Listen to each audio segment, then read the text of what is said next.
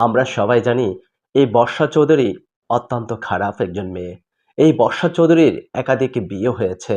এই বর্ষা চৌধুরীর চেয়ে খারাপ মানুষ আর বাংলাদেশে হতে পারে না। কিন্তু নায়ক মুন্না খান, যিনি বর্ষা চৌধুরীকে পাশে এসে দাঁড়িয়েছেন। আচ্ছা, সবাই এরকম আচ্ছা, এবার চিন্তা করে দেখো, বর্ষা চৌধুরীকে ব্যবহার করে মুন্না খানের রুচি এত নিচু কি করে হয়? এখন সে বলছে তার মুখে নাকি দুর্গন্ধ হয়। আচ্ছা, তার মুখে যদি দুর্গন্ধ, তাহলে সে মুন্না খানকে বলবো, তার আগে তিনি কি তার কাছে সুঘ্রাণ পেয়েও এখন তো দুর্গন্ধ, এটাই ঠিক। কিন্তু মুন্না খান চাইলেও পারতো সেই মেয়েটাকে ম্যানেজ করে কোনো কিছু একটি সমাধান করতে, এবং কি পার্সোনালি এইভাবে এসে তাকেও কিছু না বলে তাকে বোঝানো উচিত ছিল। আচ্ছা, এই মুন্না খানের মান সম্মান তো সব শেষ করে দিয়েছে। দেখুন, এই মুন্না খানের মতো এই মেয়ের সাথে আর কেউ জড়াতে পারে, সামনে যে জড়াবে না তারও কোনো গ্যারান্টি নেই। কিন্তু আমরা জেনে শুনে যদি এই মেয়ের কাছেই যাই, এবং এই মেয়ের কাছে যেই যদি আবার নিজেকে অনেক কিছু করার চিন্তা ভাবনা করি, তাহলে আজকে যে আমি জড়াবো না তার কোনো গ্যারান্টি নেই। প্রিয় দর্শক, আমরা যে মহিলাকে নিয়ে কথা বলছি তার নাম হচ্ছে বর্ষা চৌধুরী। সে বেশিরভাগ মানুষই তাকে চেনে। বর্ষা চৌধুরীকে নিয়ে অনেক কিছু ঘটে যাচ্ছে। সোশ্যাল মিডিয়াতে ঢুকলেই এখন এই বর্ষা চৌধুরীর নোংরামিগুলো আমার চোখের সামনে আসছে। ভালো কোনো নিউজ, ভালো কোনো খবর আমরা কেউ দেখতেও পাচ্ছি না। কিন্তু এই মুন্না খান একেবারে যে দুধে ধোয়া তুলসী পাতা, সেটাও কিন্তু নয়। এই মুন্না খান এখন বলছে তার নাকি মুখে বিচ্ছিরি দুর্গন্ধ কয়। কিন্তু যে ব্যক্তিটার মুখে বিচ্ছিরি দুর্গন্ধ কয়, সেই ব্যক্তিটাকে জড়ায় ধরে আবার কিস খাওয়াটা কি স্বাভাবিক কিছু মনে নয়? প্রিয় দর্শক, আমরা সত্যকে সত্য বলতেও অনেক সময় ভয় পেয়ে যাই। কিন্তু আমরা দেখি যার অর্থ ভালো তার দিকেই বেশিরভাগ মোড়টা নিয়ে নেই। কিন্তু সত্যকে সত্য বলুন আপনি, আমিও বলছি। সত্যকে সত্য বলার চেষ্টা করি। এই মুন্না খান যে একেবারে ভালো মানুষ তাও নয়।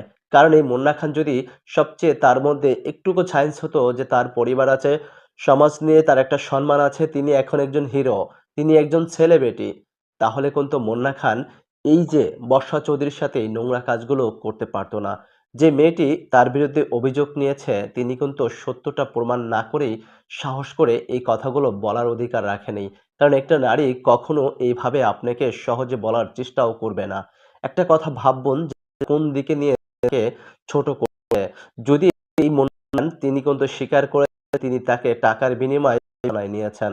যাই হোক, কমেন্ট বক্সে আপনার কমেন্টে অ্যান্সার জানিয়ে যাবেন। প্রিয় দর্শক, আমরা কাউকে একা দোষারোপ না করি। মুন্না খানের যে একেবারে দোষ নেই তাও নয় কিন্তু। আজকে দেখুন সোশ্যাল মিডিয়াতে আপনি ঢুকুন, আমি ঢুকি, যেই ঢুকি না কেন, এদের ভিডিওগুলোই প্রত্যেকটা নিউজ চ্যানেলে এবং প্রত্যেকটা মানুষই পোস্ট করছে ফেসবুক, ইউটিউবে, অনলাইনে। কিন্তু আমি নিজেও পোস্ট করছি। কিন্তু আমি যে কথাটা আপনাদেরকে বোঝানোর চেষ্টা করছি যে একটা মেয়েকেই কিন্তু আমরা দোষারোপ করছি। আমি বেশিরভাগ ভিডিও দেখলাম যে এই বর্ষা চৌধুরীকে সবাই নিয়ে রোস্ট করছে, ধুয়ে দিচ্ছে। আমি জানলাম এই বর্ষা চৌধুরী খারাপ। কিন্তু আপনারা যাকে নিয়ে কথা বলছেন নায়ক মুন্না খান, এই মুন্না খান কি একটু অপরাধ করেনি? একটু সময় কি তার সাথে অপরাধ করেনি?